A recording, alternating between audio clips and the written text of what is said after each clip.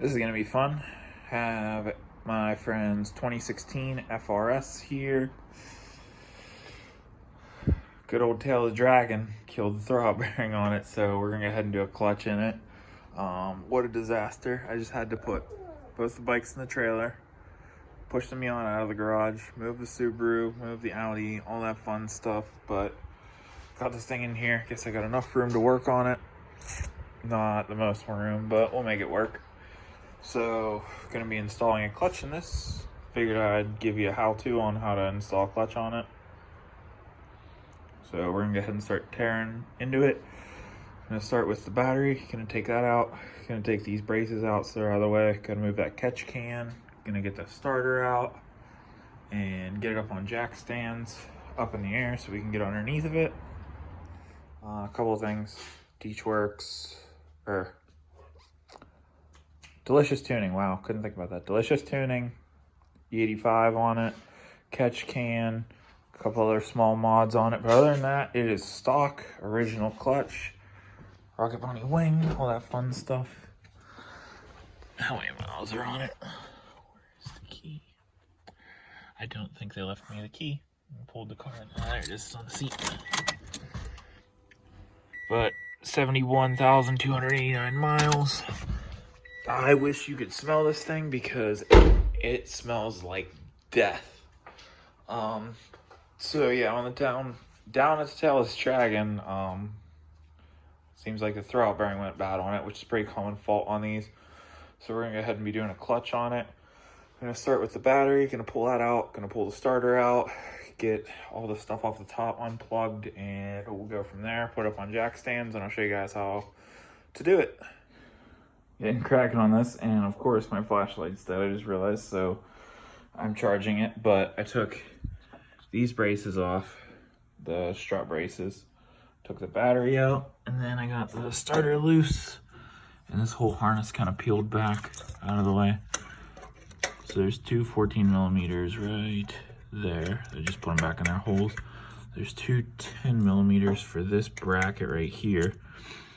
And did these two clips, these 4 bolts, like I said, and I just kind of put all the bolts back where they go. Got the starter loose, nice ground wire on there, so I can't forget that.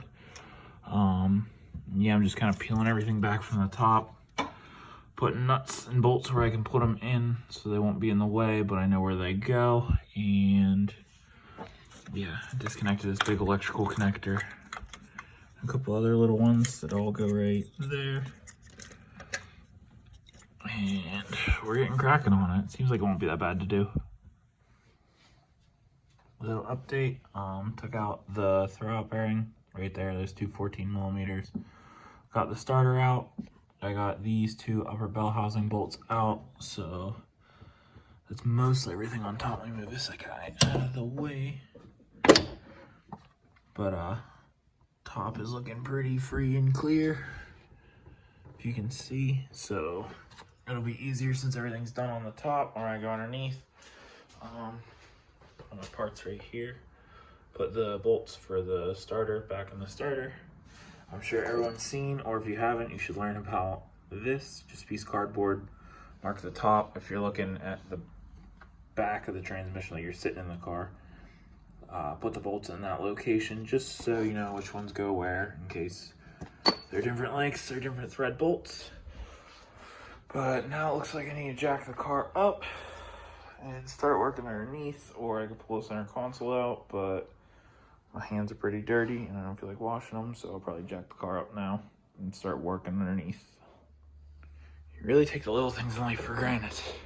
Until you're working in a tiny garage and you can only move the jack like a half a foot before it hits the wall at an angle too. God, I miss my garage, and wow, does it suck working on the floor.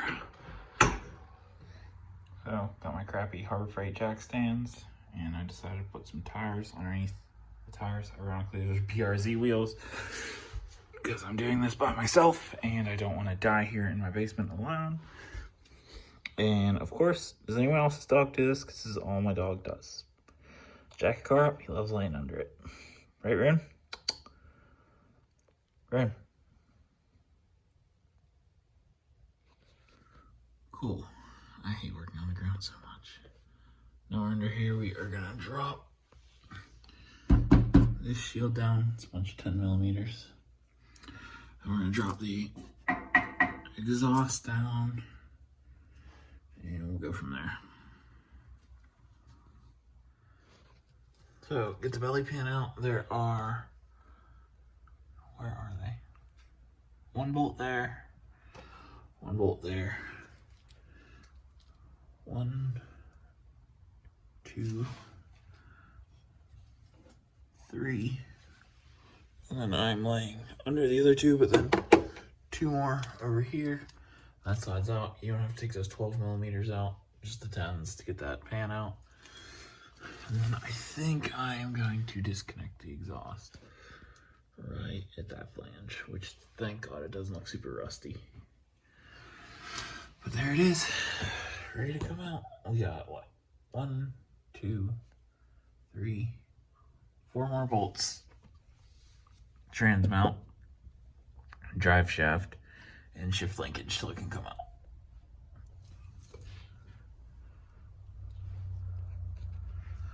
I wish you could smell the smell coming out of this transmission. It is horrible since I took that starter out. It smells like death and burnt metal. Alright, that was a pain in the butt. That stud stripped out, so I'm gonna have to replace that stud or see if I can re-thread it. But 2 14 millimeters here. Make sure you have a torch or put penetrating oil on them to get it off. And 1 14 millimeter right here. Don't take the nut side off because that's captured, it's welded to that. But take this side off, 14 millimeter like I said. And then he has an aftermarket exhaust, so I'm not exactly sure what size these two are. But I think we're gonna take the drive shaft out. I think I'm just gonna take this section out right up here. It's a 2-piece drive shaft. So I can just drop this carrier bearing down, and this will slide right out of the back instead of going all the way to the back of the car. I'll just pop this section out. I'll make sure I mark it with a paint stick, so it's lined up in the same place, just in case it's balanced. That way it doesn't have a vibration. Once I get that out, I can play with the shift linkage right up there and get that torn apart some. But making decent progress on this clutch. All right, here we go, day 2. Maybe I'll finish this up today. I don't know. I had another rough day at work, so I don't really feel like working on cars anymore today, but I gotta get this done. So I gotta drain the transmission fluid, which I didn't do last night. I gotta get the shifter disconnected, which maybe I found a trick to make that a lot easier. I found on the internet, or it won't work at all, and I'll have to tear the center console apart. Pull the tranny out, change the clutch out, and put it all back together. So I'm gonna start draining this tranny fluid, which did not expect the drive shaft with the car sitting level to spill tranny fluid out of it, but it did. So got a nice puddle of transmission fluid under this pan I get to lay in today. That'll be fun. So I'm not positive this is gonna work, but here's the tranny mount. And I popped one of these pins out halfway. You can see it went like that. I'm in the way of the light. Went like that. And if you just spin it up,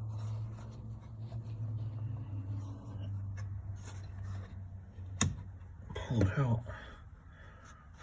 Oh, go figure, it's not gonna fall all the way out. But when I drop this tranny down, I'll have more room. And if I pull these out, I should be able to not remove this. I put all this bushing back on here and I just popped this apart.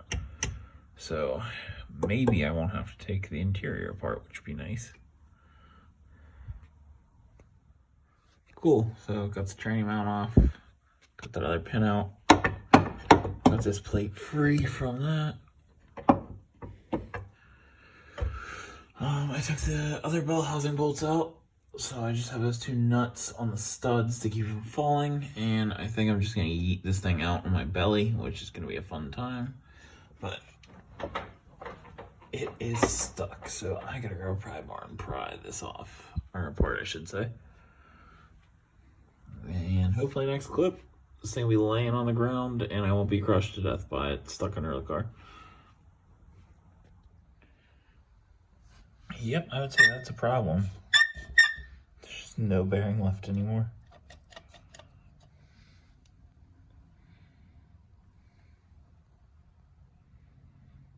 Say cheese. Got the old flywheel off, got the new one on, torqued it to 30 foot-pounds and 67 foot-pounds. Now we'll go ahead and put the clutch on. That's what it's supposed to look like. That's what it looks like. That's so bad.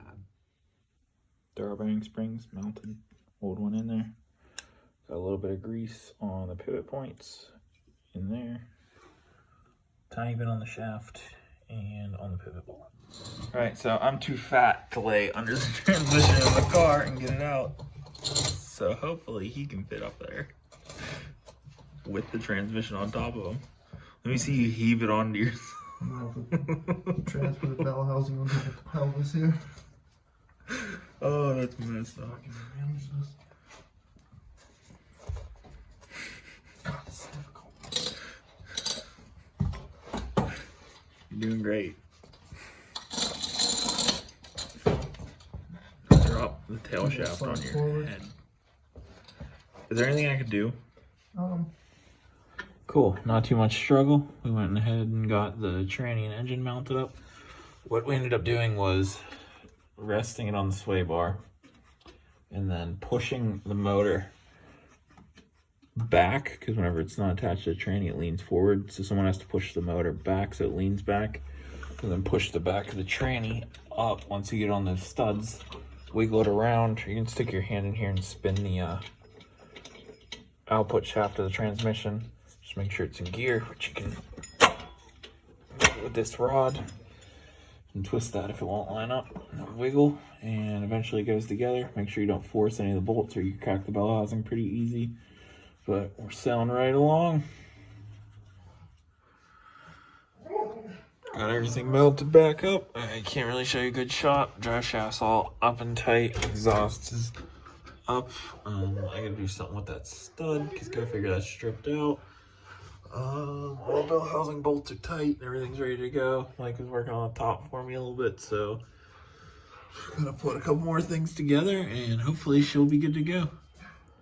So I finally got that together that night. It only took me 2 days, probably about 5 hours or so of total time working on it on the ground, mostly by myself, except to put the transmission back onto the engine. Really was easy to do, especially with that shifter pushing thing, that pin. You can change those and it's a lot easier. I didn't record anything after, go figure, but it's been it has probably been over a week now, and car's running fine, running great. Everything went together and started right up, and everything was perfect after that. But super easy to do the transmission in those if you want to try them. It is definitely one of the easiest clutches I've ever changed, so go ahead and try it. If your throwout bearing goes bad, which inevitably it will if you own an FRS, seems like. It's always funny.